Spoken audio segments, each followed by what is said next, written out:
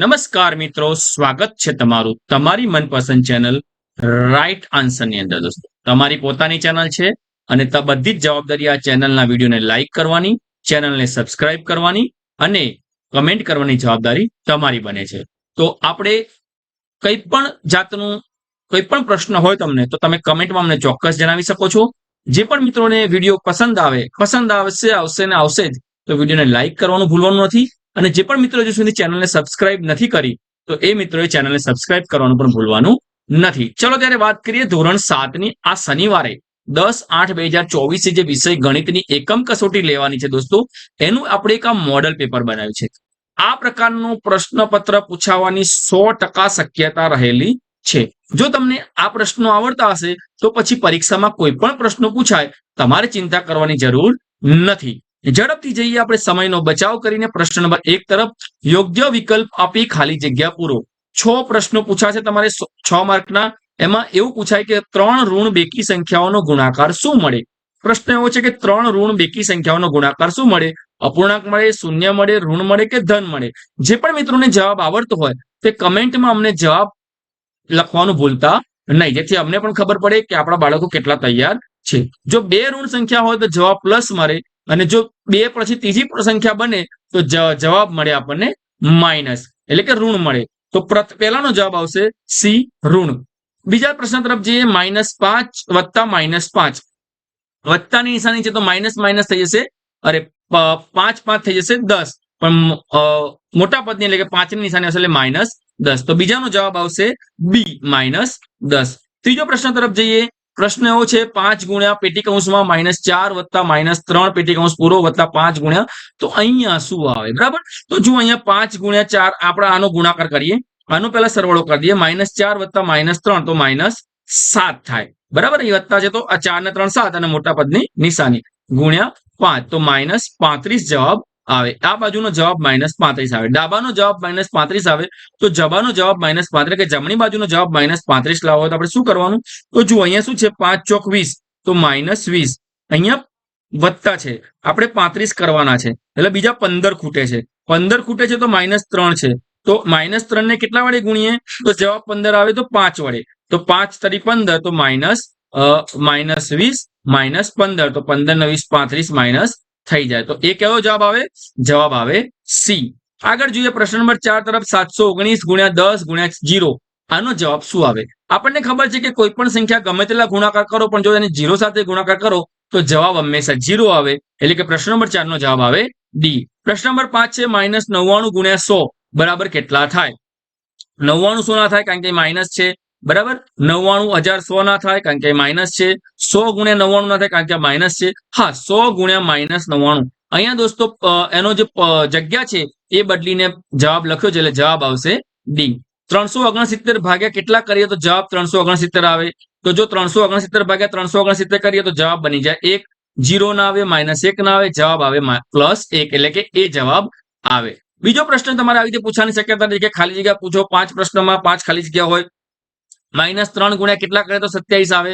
તો -3 ગુણ્યા 9, 9 તારી 27. પણ અહીંયા માઇનસ હોય તો માઇનસ માઇનસ પ્લસ થઈ જાય.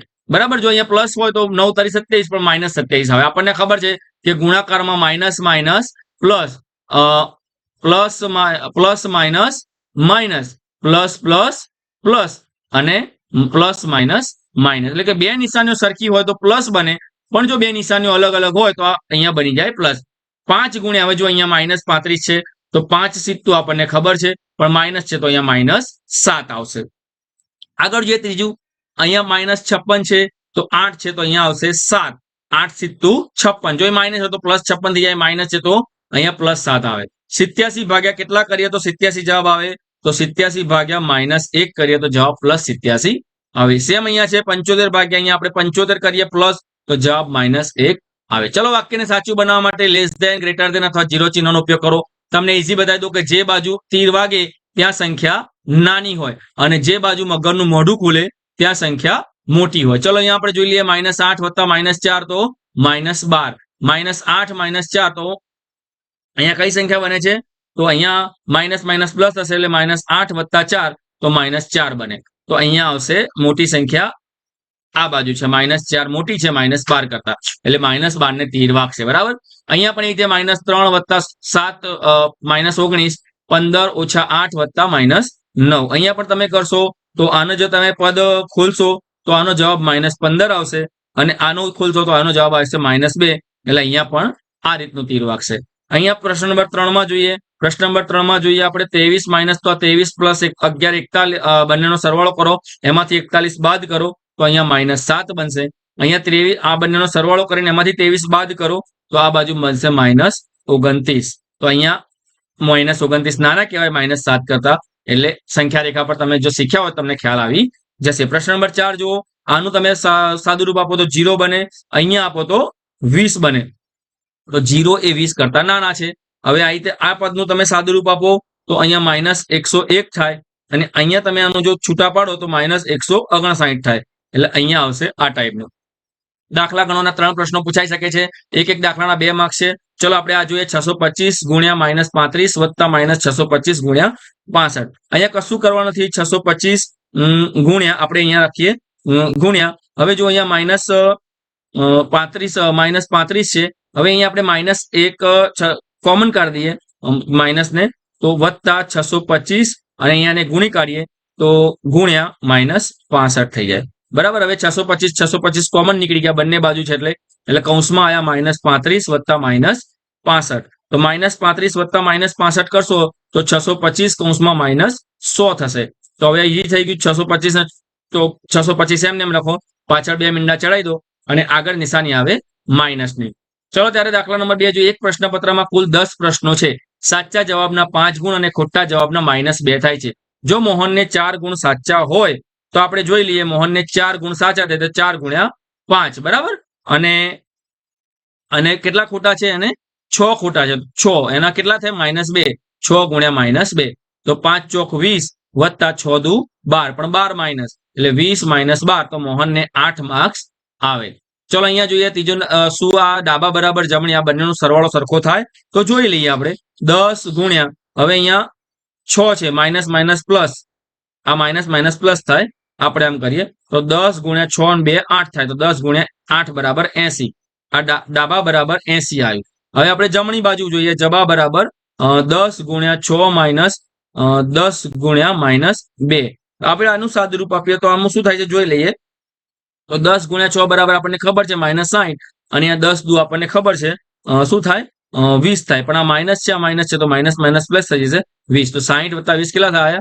80. તો આ બંને પદ સરખા છે, એટલે આ જવાબ સાચો છે. બરાબર જે નિશાની છે બરાબર છે.